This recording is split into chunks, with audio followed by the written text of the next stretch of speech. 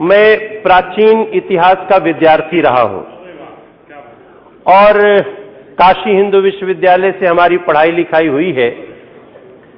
इस नाते मुझे बहुत ही अच्छा सब्जेक्ट दिया गया, हालांकि मैं कम ही बोल पाता हूं। तो एक तो मैं धन्यवाद देता हूं आपको मुझे अनुमति देने के लिए। और ये एक्ट इसलिए भी बहुत महत्वपूर्ण है उपसभापति महोदय, क्योंकि ये एक्ट भारत के टूरिज्म से जुड़ा हुआ है। भारत इनक्रेडिबल इंडिया के रूप में जब भी हम किसी को आकर्षित करते हैं तो हम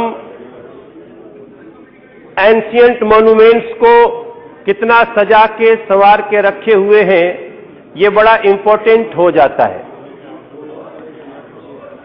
आज जब इस पे बात शुरू होगी तो मैं भारत सरकार को धन्यवाद देना चाहता हूं, माननीय मंत्री जी को धन्यवाद देना चाहता हूं।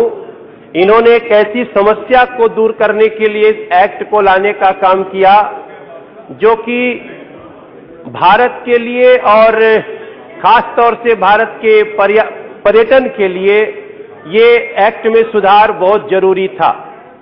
कई बार ऐसा देखा गया है कि हम लोग कई ऐसी मेट्रो प्लान्स हैं, कई ऐसे फ्लाईओवर्स हैं जो थोड़े थोड़े जगह के लिए उस रेगुलेशन में वो रुक गए और बरसों बरसों तक लंबित पड़े रहे। जनता को, पब्लिक को ये पता नहीं चल पाया कि ये रुका क्यों है। ऐसी छोटी छोटी अड़चनों को दूर करने के लिए ये एक्ट देखने में तो ये सुधार छोटा लग सकता है, लेकिन मैं मानता हूं ये बहुत बड़ा है और इसके लिए मैं माननीय मंत्री जी को बहुत धन्यवाद देना चाहता हूं। उपसभापति महोदय, आपको ये जान करके बड़ा दुख होगा और पूरे हमारे साथी जो यहां बैठे हैं आप लोगों को भी जब पता चलेगा कि पिछले 13-14 वर्षों में 2014 जब हम लोग संसद में आए हैं और संसद में आते ही जब मैं ट्रांसपोर्ट, टूरिज्म और कल्चर का मैं स्टैंडिंग कमेटी मेंबर बना तो सबसे पहले मेरा ध्यान एंशिएंट मॉन्यूमेंट्स पे गया और इस सदन को बताते हुए मुझे बहुत आश्चर्य हो रहा है कि 2014 और 2000 उससे 10-15 वर्ष पहले तक इस देश के 24 मॉन्यूमेंट्स गायब हो चुके हैं। वो 24 मॉन्यूमेंट्स आज की तिथि में है ही नहीं, जबकि वो कागज पे है लेकिन वो जमीन पे नहीं है।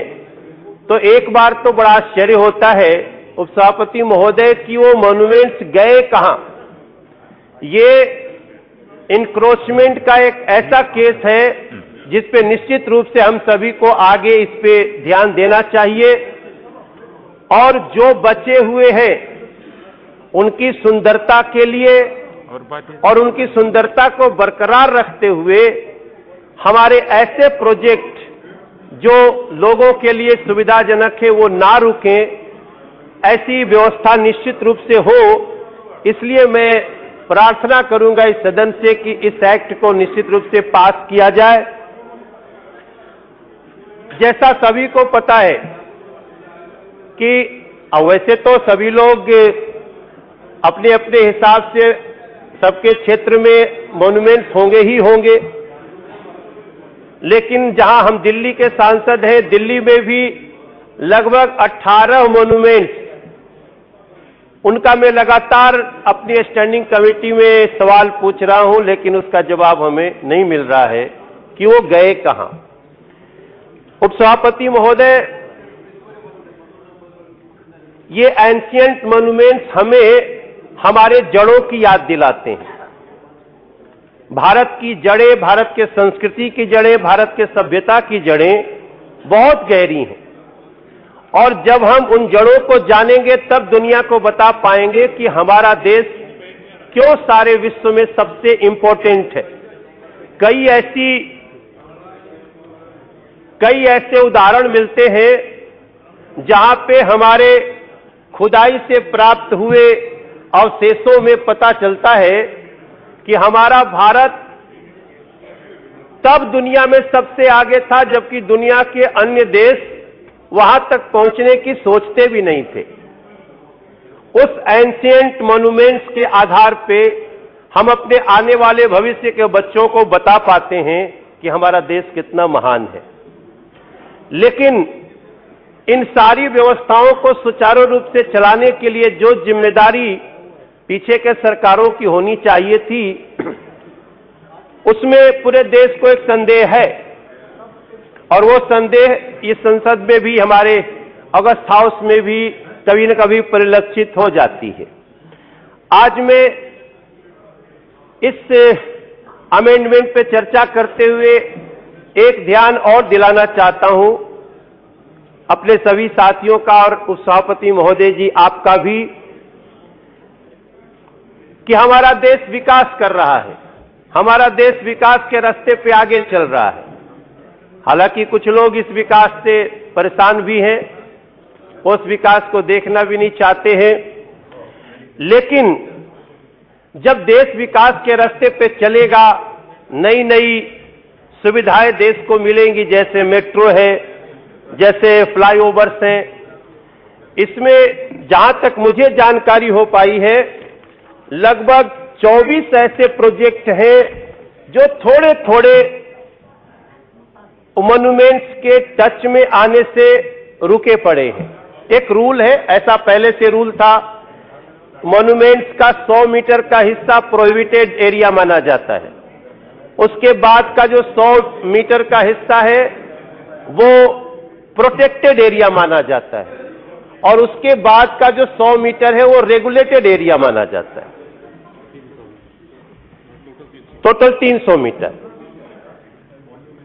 तो रेगुलेटेड एरिया में, प्रोटेक्टेड एरिया में जो हमारी नई विकास की चीजें आई हैं, उस पर तो कभी कभी रूल्स बना करके उसको, सड़कों को या फ्लाईओवर्स को या जो मेट्रोज हैं इनको पास किया जाना चाहिए।